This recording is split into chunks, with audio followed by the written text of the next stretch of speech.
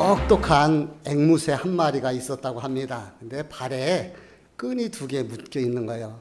한쪽에는 빨간색 끈, 또 한쪽에는 파란색 끈이 묶여 있어요. 그런데 빨간색 쪽을 잡아당기면 이 앵무새가 영어로 말하고, 파란색을 잡아당기면 한국말로 하는 거예요. 이 소문이 사람들에게 퍼져나갔고 이 앵무새를 사겠다는 사람이 나타났습니다. 손님이 주인에게 물어요. 진짜 빨간색 끈을 잡아당기면 영어로 말합니까? 예, 자신 있게 얘기하는 거예요. 다시 손님이 묻습니다. 그러면은 한꺼번에 2줄을 확 같이 당기면 어떻게 될까요? 이 주인이 전혀 생각지 못했던 질문을 받고 당황해서 말을 못하고 우물쭈물하고 있는데 앵무새가 아주 답답하다는 듯이 대답을 합니다. 야, 이 멍청아, 넘어지지. 그렇죠? 2줄 다 잡아당기면은요 넘어지죠. 요즘 신앙생활 하면서 넘어지는 사람들이 참 많습니다. 이 바람에 흔들리고 저 바람에 흔들리고 조금만 시험이 와도 넘어지고, 그렇게 주저앉고 일어나야 되는데, 달리다 보면 해야 되는데 주저앉는 것을 보게 됩니다. 그래서 하나님의 은혜가 필요한 것이죠. 디모데후서 2장 1절 말씀에 보니까 그리스도 예수 안에 있는 은혜 속에 강하고, 따라서 볼까요? 은혜 속에 강하고. 그렇습니다. 성도들은 은혜 속에서 강해야 되고 은혜 속에서 힘을 내야 되고 하나님 주신 은혜로 일어서야 될 줄 믿습니다. 그래야 세상 바람, 환난과 고난 속에서 흔들리지 않고 시험과 유혹이 와도 악한 영이 우리를 시험해도 넘어지지 않고 살 수 있는 거예요. 우리 옆에 사람 쳐다보면서 은혜로 삽시다. 넘어지지 말고 삽시다. 아멘. 그러고 보니까 오늘 정기한 권사님 기도도 또 오늘 특송도 다 이게 연결되는 것을 보면서 한 번도 제가 설교를 미리를 설교할 거니까 기도하라고 가르쳐 준 적이 없는데 성령님께서 함께 역사하시는 것을 우리가 알게 되는 것이죠. 2024년 표어는 새로운 은혜 늘 감사로 정했습니다. 여기서 새로운 은혜는 어떤 은혜를 가리키는 것일까? 새로운 개념, 새로운이라는 그 개념을 설명하기 전에 먼저 은혜에 대해서 한번 생각을 해보려고 합니다.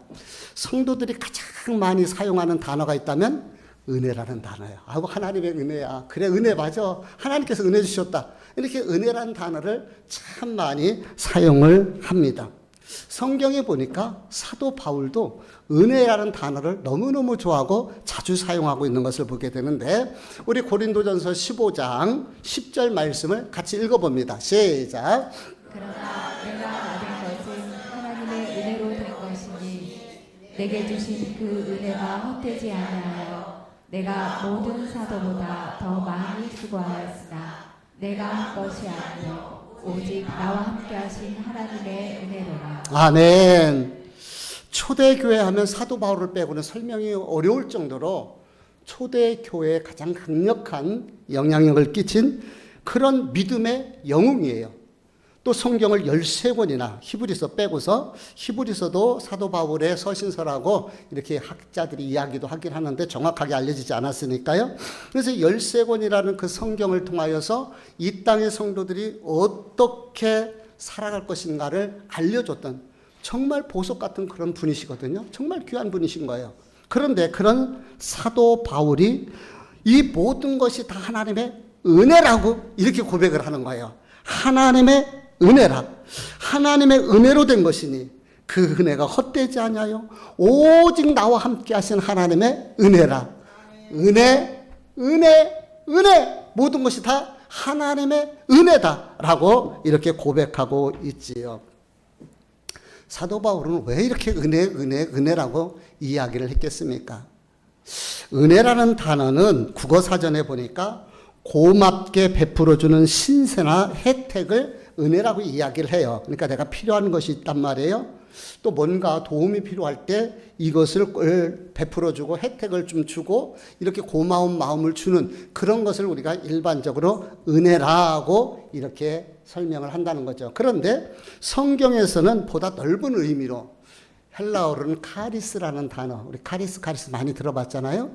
그 카리스라는 단어를 쓰는데 이 말의 의미는 기쁨, 선물, 호의, 감사 이런 것들을 종합적으로 사용할 때 이 카리스라는 단어를 써요. 그래서 하나님의 구원의 행위, 하나님의 축복, 하나님의 은사, 하나님이 베풀어 주신 응답들 이런 것들을 갖다가 다 은혜라고 이렇게 이야기를 해요. 그러니까 성경에서 말하는 은혜는 아주 포괄적이고 다양하게 사용하고 있다는 것을 알 수가 있는 것이죠.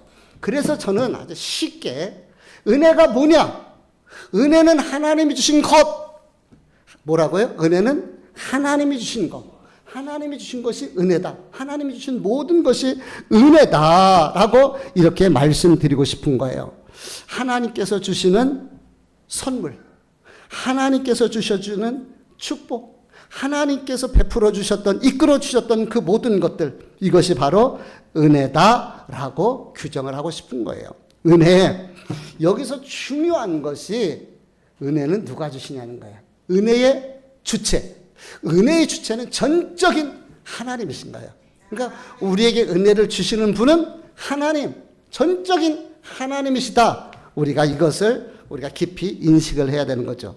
그렇다면은 은혜 중에서 최고의 은혜가 어떤 은혜일까요?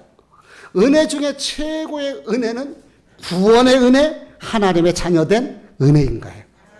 구원의 은혜, 하나님의 자녀가 된 그 은혜. 우리 에베소서 2장 4절에서 5절 말씀을 읽어볼게요. 읽어봅니다. 시작.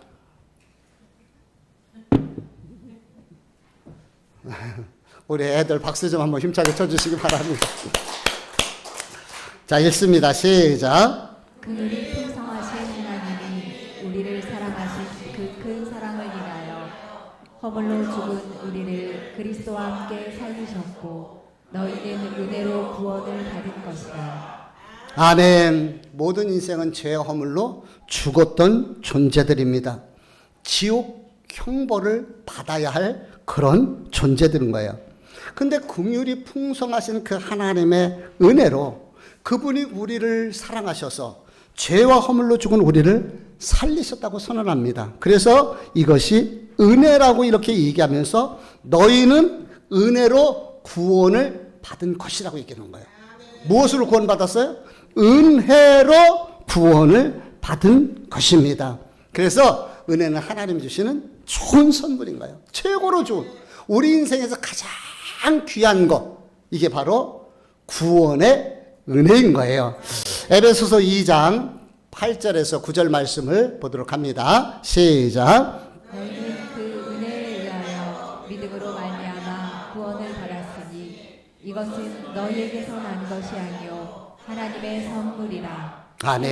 에서 난 것이 아니니 이는 누구든지 자랑하지 못하게 합니다. 아멘. 구원은요, 노력해서 받는 것이 아닙니다. 수고하고 애쓰고 열심히 봉사한다고 구원이 있는 거 아니에요. 일주일 동안 6일 동안 일주일 중에서 6일 7일을 교회 와서 산다고 봉사 많이 한다고 그래서 구원 받는 것이 아닙니다. 전적인 하나님의 은혜요. 그래서 누구도 자랑할 것이 없어요. 값없이 거저 그 귀한 것을 우리에게 주신 거예요. 그래서 은혜인 것이죠. 어느 고아원에 아이들이 어떤 분이 자기네들을 입양하려고 온다는 소리를 듣고 이제 기다리고 있었습니다. 아이들은 저마다 생각을 하는 거예요.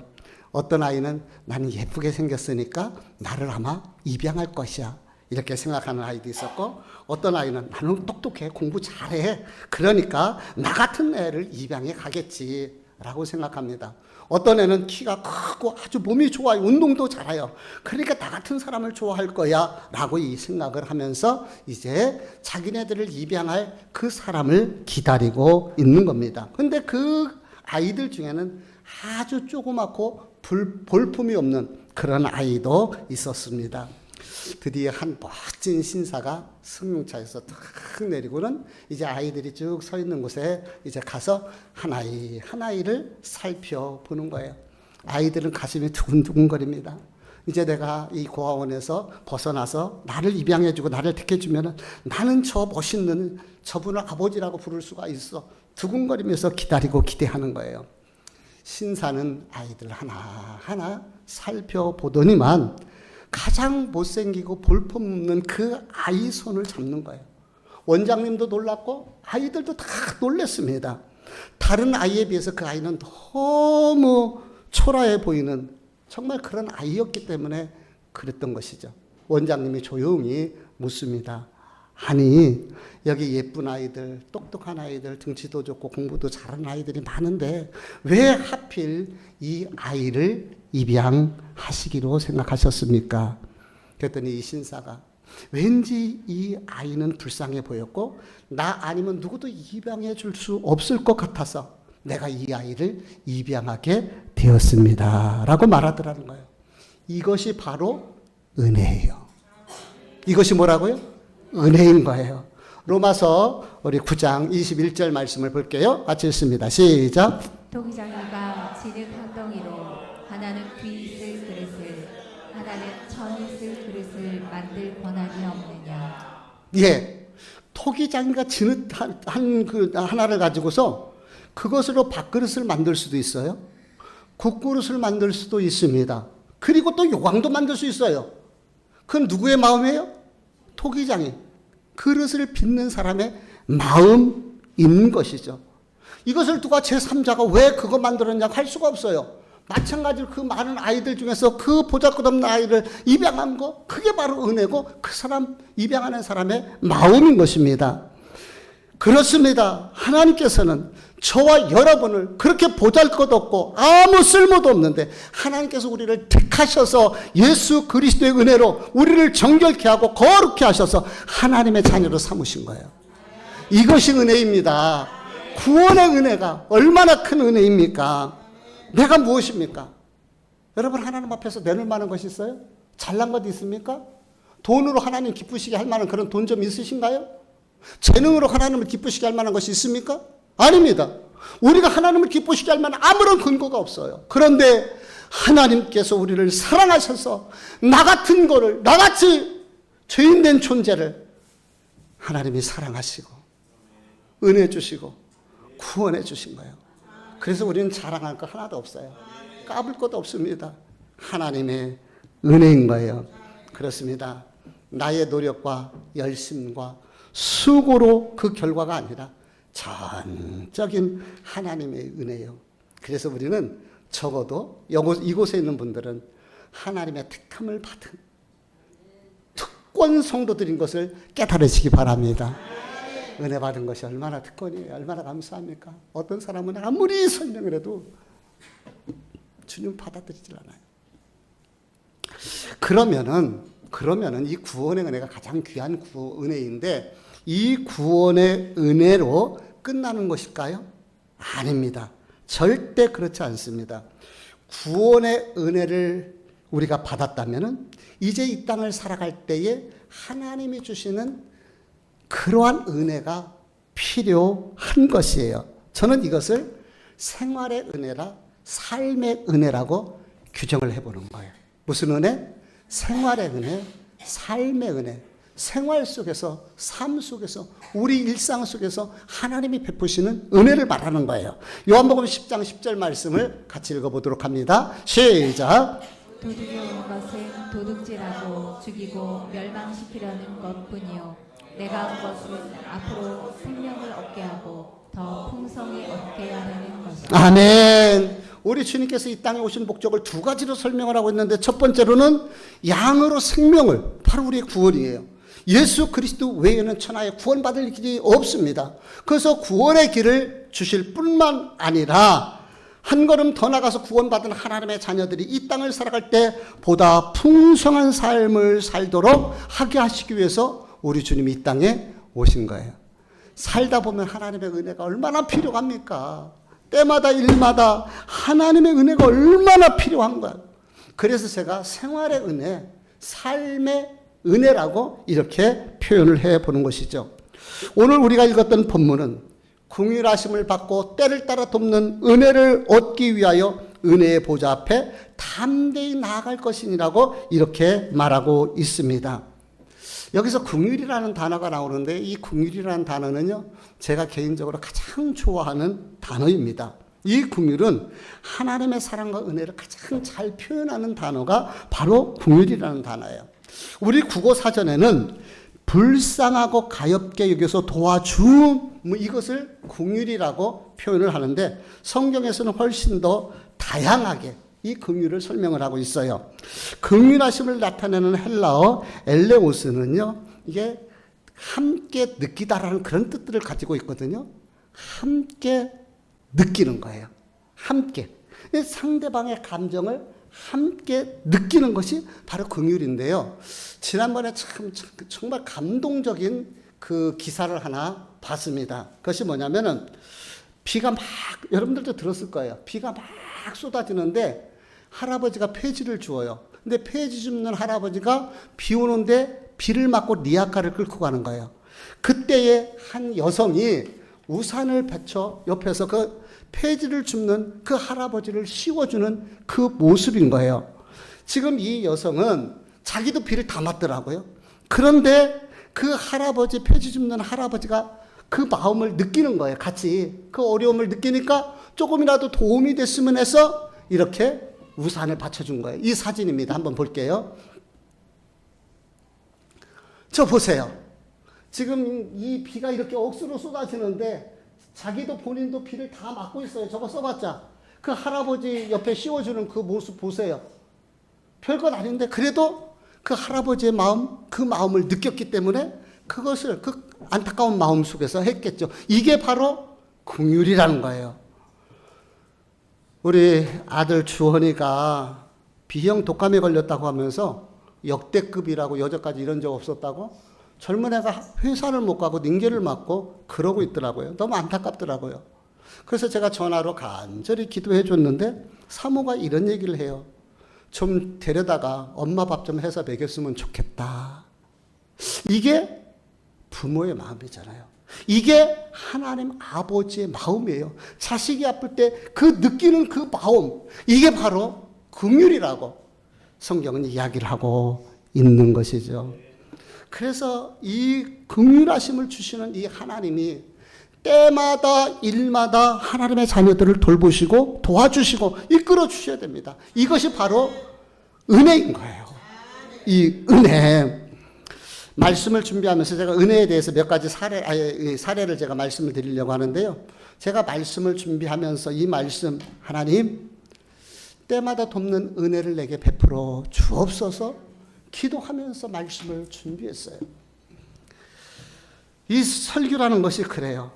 어떨 때는요, 그냥 쭉쭉쭉쭉, 얼마나 쉽게 쭉쭉쭉쭉 실타래가 풀리듯이 잘 풀려지는지를 몰라요. 근데 어떤 날은요, 월요일 아침 말씀 본문 갖고 설교 준비를 하는데 하루가 돼도 한 장이 나가지 못하고 서론을 벗어나지 못하고 방향을 못 잡을 때가 있어요. 그 말씀을 계속 실험을 하는 거죠. 묵상을 하는 거죠. 그래서 설교를 준비하는 목회자에게 설교를 준비하는 그때에 하나님이 주시는 지혜는 절대적으로 필요한 거예요. 그래서 여러분들도 저를 위해서 기도해 주셔야 되는 거죠. 왜?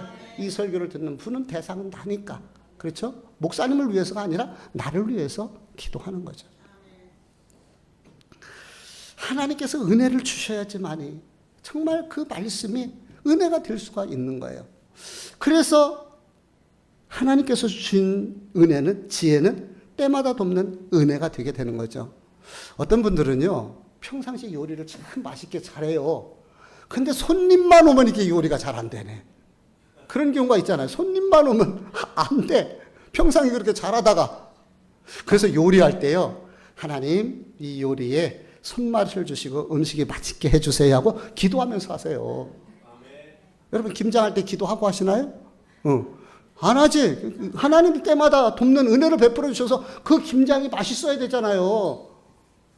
그래서 맛있으면 아유 하나님의 은혜라고 하는데 맛있으면 내 손맛이 좋지. 이렇게 되는 거예요. 그래서 하나님이 때마다 일마다 도와주셔야 되는 거죠.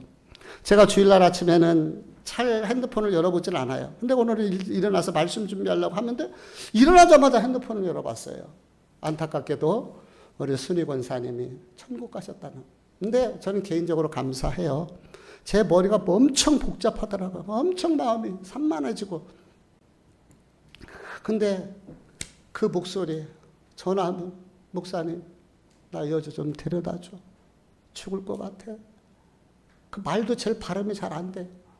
그러니까 어떤 때는 그냥 기도만 해주고 그리고 그렇게 하는데 그 육신의 장막을 벗고 그 고통에서 벗어났으니까 우리 권사님한테는 감사하다. 나는 그렇게 생각이 돼요. 감사하다. 사랑하는 성도 여러분, 죽음을 당하지 말고 죽음을 맞이하시기 바랍니다. 죽음을 따라가지 말고 죽음을 준비하는 성도들 되시기 바랍니다. 전 많이 생각을 하게 됐어요. 근데 유족들은 또 엄마를 떠나보내고 마음 아프잖아요. 어쨌든 이제 장례는 진행돼야 되고, 그래서 이 장례가 잘 맞춰지는 거, 이게 바로 때마다 돕는 은혜인 줄 믿습니다.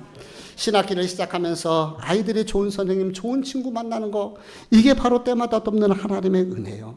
사업하는 사람, 좋은 사람 만나야 되잖아요. 그래서 때를 따라 돕는 하나님의 은혜가 필요한 것이죠. 급한 일이 생길 때, 어려운 문제가 생길 때 하나님께서 때마다 돕는 은혜를 열어주셔야 됩니다. 그래서 매일 아침을 시작할 때 우리는 하나님, 때를 따라 돕는 은혜를 주셔서 오늘도 주님의 은혜로 승리하게 해 주옵소서 라고 기도하면서 하루를 시작해야 되는 것입니다. 자, 그렇다면 때를 따라 돕는 은혜를 얻기 위해서 우리가 해야 할 일들이 무엇일까요? 때를 따라 돕는 하나님의 은혜가 필요하잖아요. 근데 오늘 성경은 은혜의 보좌 앞에 담대히 나아갈 것이니라고 이렇게 말하고 있어요. 보좌가 뭔가요? 보좌는 왕이 앉는 의자예요. 이 왕이 앉는 의자, 이 보좌에는 아무나 나갈 수가 없습니다. 죄인은 절대로 나갈 수가 없어요.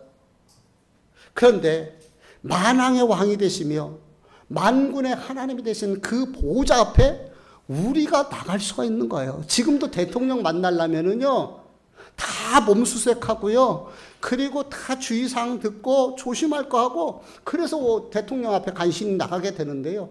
이 고대의 이 왕 앞에 나간다는 것은 이거는 정말 있을 수가 없는 일이죠. 근데 우리 같은 죄인이 어떻게 만왕의 왕 되시는 그 하나님, 만유의 주가 되시는 하나님 앞에 나갈 수가 있어요. 그 이유는요, 보좌에 있어요. 보좌의 이름이 뭐라고요? 보좌의 이름이 은혜의 보좌. 할렐루야. 은혜의 보좌. 우리 주님은 은혜의 보좌에 앉으셔서 우리에게 은혜를 주시는 그런 분인 것이에요. 그래서 우리가 하나님 앞에 나갈 수 있는 길이 열려지게 되는 것이고, 은혜의 그 보좌 앞에 나가서 하나님의 은혜를 때마다 일마다 구하게 되는 것이죠.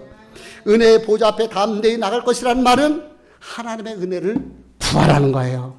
즉 하나님께서 우리에게 필요한, 구하고 간구하는 그것을 주시겠다는 그 말씀인 거예요. 그러니까 은혜의 보좌 앞에 나오라고 말씀을 하게 되는 것이죠. 하나님은 우리에게 구원의 특권 은혜를 주셨습니다. 이제 구원받은 하나님의 자녀들이 생활 속에서 삶을 살아갈 때 때를 따라 돕는 그 은혜가 필요한 거예요. 그럴 때 주님께서는 나 오라고 말씀하십니다. 그래서 은혜를 주시는 분은 우리 하나님이시고, 그 필요한 은혜를 구해야 할 사람은 우리고, 그 은혜가 필요한 나인 거예요. 우리 한번 잠언 8장 17절에서 18절 읽어볼게요. 같이 읽어봅니다. 시작. 나를 사랑하는 자들이 나의 사랑을 입으며 나를 간절히 찾는 자가 나를 만날 것이니라. 아멘. 같이 읽습니다. 계속 맞아. 시작. 부귀가 내게 있고 장구한 재물과 공의도 그러하니라. 예, 부와 귀가 누구에게 있어요? 하나님께 있어요. 하나님께. 내게 있는 게 아니고 하나님께 있습니다. 공의와 재물도 누구에게 있어요? 하나님께 있어요. 하나님은 천지를 창조하시는 창조주 하나님이 되십니다. 그분은 능력의 하나님인 거예요. 우리의 모든 필요를 공급해 주시고 채워줄 수 있는 그런 분이신 것입니다. 그분이 우리에게 담대히 은혜의 보좌 앞에 나아가라고, 나오라고 이렇게 말씀하시고 계시는 것이에요. 그래서 우리는 찾고 구하고 두드리고 우리가 해야 할 일들인 거예요. 우리가 해야 할 일들. 그렇습니다. 우리 주님께서 뭐라고 말씀하셨습니까? 나를 사랑하는 자들이 나의 사랑을 입으며 나를 간절히 찾는 자가 나를 만날 것이나 간절히 은혜의 보좌 앞에 주의 은혜를 구하며 나갈 수 있는 저와 여러분이 됐으면 좋겠는 거예요. 사랑하는 성도 여러분, 여러분은 어떤 기도의 제목이 있습니까? 지금 필요한 것이 무엇입니까? 그 문제, 그 기도 제목, 그 아픔, 그 고난, 응답받기를 원하는 그것을 가지고 은혜의 보좌 앞에 나가시기 바랍니다. 은혜의 보좌 앞에 서시길 바랍니다. 그 은혜의 보좌 앞에 나갈 수 있어야 됩니다. 그래서 우리는 믿음으로 은혜로 나가게 되는 거죠. 다시 처음으로 돌아가서 2024년 표가 뭐라고요? 새로운 은혜 늘 감사. 그 중에서 오늘 새로운 은혜에 대해서 여러분들에게 말씀드리는 거예요. 자, 그러면은 여기서 말하는 은혜에 대해서 제가 지금 쭉 말씀드렸죠? 구원의 은혜가 가장 큰 은혜예요. 구원받은 하나님의 자녀들을 때마다 일마다 돕는 삶의 은혜, 생활의 은혜를 베푸시기를 원하시는 하나님이신 것을 말씀을 드렸습니다. 그럼 여기서 말하는 새로운 은혜, 새로운이 의도하는 것이 무엇일까요? 우리가 타성, 매너리즘이라는 단어가 있어요. 여러분 연애할 때를 생각해 보세요. 이 사람이 아니면 안 될 것 같아.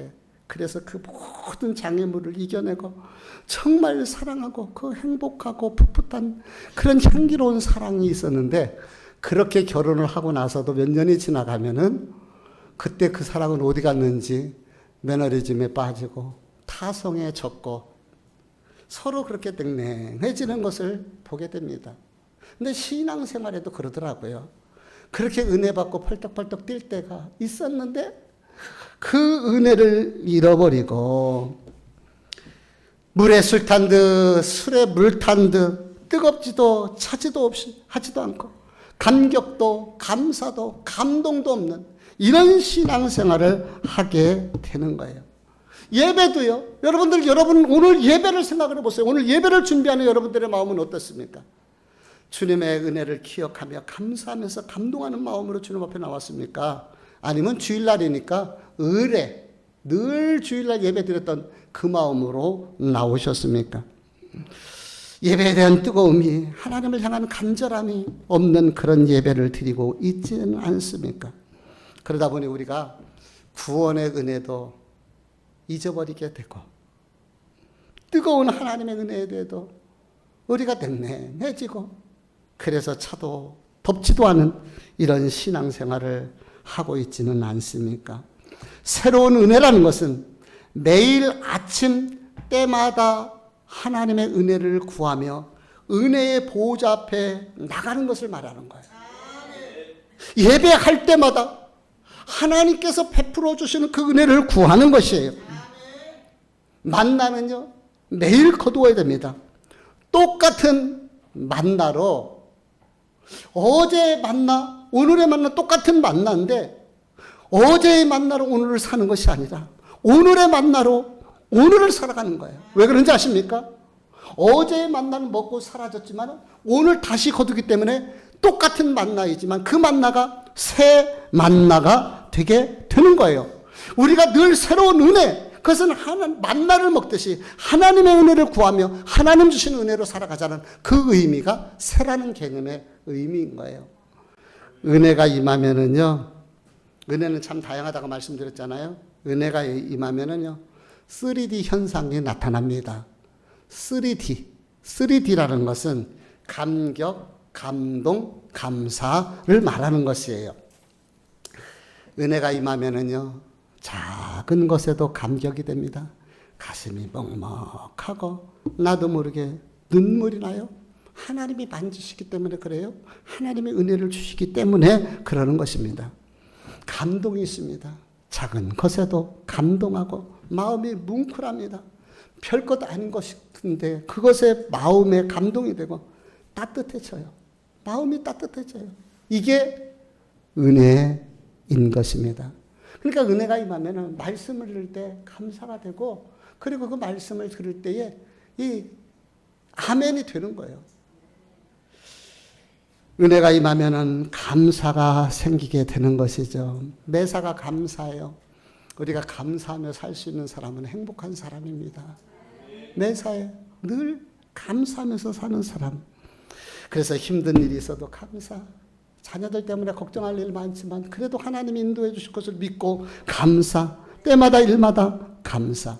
따라서 해볼까요? 은혜는 3D다.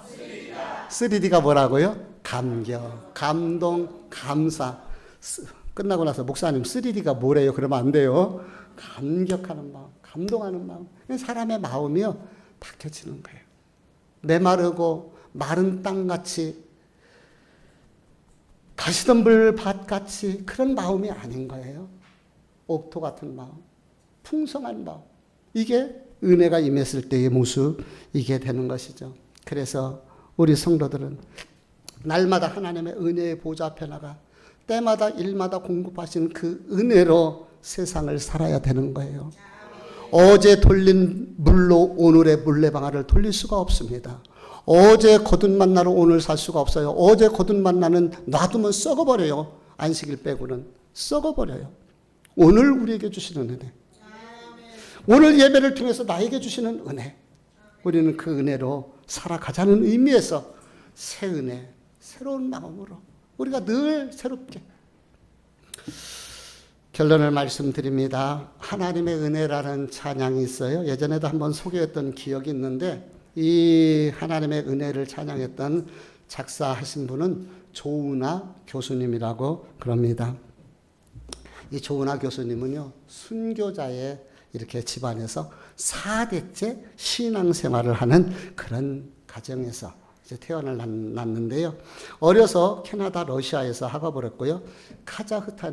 카자흐스탄에서 선교사로 사역을 했고, 현재는 작사가로, 교수로 이제 사역을 감당하고 있다고 합니다. 조은하 교수가 20살 때에 어느 여름날 러시아권 선교사가 되겠다고, 러시아 언어를 사용한 러시아권에 있는 그 바운다리 내에서의 그런 선교사가 되겠다고 그때서부터 20살 때에 기도를 했대요. 20살 때. 아주 그냥 그 젊었을 때 그랬죠. 그리고 10년 동안 기도하면서 여러 선교사로서 훈련이 되고, 그리고 마침내 10년 후에 카자흐스탄에 선교사로 나가게 됐다는 거예요. 이렇게 나가기 며칠 전에 이런 생각을 했다는 거예요.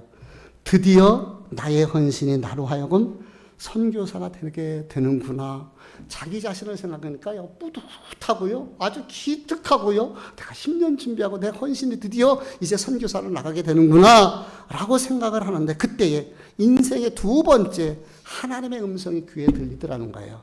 그러면서 그 들리는 음성의 내용이, 은하야, 네가 헌신할 수 있는 것은 다 은혜야. 한번 자기 이름을 넣어볼래요? 시작. 시흥아, 네가 헌신할 수 있는 것은 다 은혜야. 우리가 하나님 앞에 헌신할 수 있는 것도요, 은혜입니다. 네가 헌신할 수 있는 것도 은혜라는 이 주님의 음성을 듣게 되고 너무 부끄러워서 그 자리에 엎드릴 수밖에 없었고 펑펑 울면서 일기장에다가 이렇게 써내려갔다고 합니다. 나를 지으시니가 하나님, 나를 부르시니가 하나님, 나를 보내시니도 하나님, 나의 나 된 것은 다 하나님의 은혜라. 나의 달려갈 길 다 가도록, 나의 마지막 호흡 다 하도록 나로 그 십자가 품게 하시니 나의 나 된 것은 다 하나님의 은혜라. 한량 없는 은혜, 갚을 길 없는 은혜, 내 삶을 애워싸는 하나님의 은혜, 나 주저함 없이 그 땅을 밟음도 나를 붙드시는 하나님의 은혜. 사랑하는 성도들이요, 오늘 내가 살아있음이 은혜입니다. 일할 수 있음이 은혜요, 활동할 수 있음이 은혜요, 이렇게 나와서 예배할 수 있음이 은혜요. 그래서 다 하나님의 은혜입니다. 무엇보다도 나 같은 죄인이 하나님의 자녀가 되고 구원받은 것이 은혜요. 천국 소망을 가지고 살아갈 수 있는 것이 은혜요. 예수 그리스도를 가슴에 품고 살 수 있는 것이 은혜입니다. 그래서 성도는 은혜로 살아야 돼요. 때마다 일마다 돕는 하나님의 은혜가 필요합니다. 이미 저와 여러분 구원의 은혜를 받았습니다. 그 구원의 은혜 앞에 감사하면서 삶 속에서도 생활의 은혜도 필요하기 때문에 때마다 일마다 돕는 그 하나님의 은혜의 보좌 앞에 나가시기를 바랍니다. 어제 거둔 만나로 오늘을 먹을 수가 없어요. 오늘의 만나가 필요하듯이 오늘 내게 주시는 새 은혜, 오늘 또 나에게 베푸신 그 은혜, 그 은혜로 살아가는 우리 성도들 주시기를 주님의 이름으로 축복합니다. 기도하시겠습니다.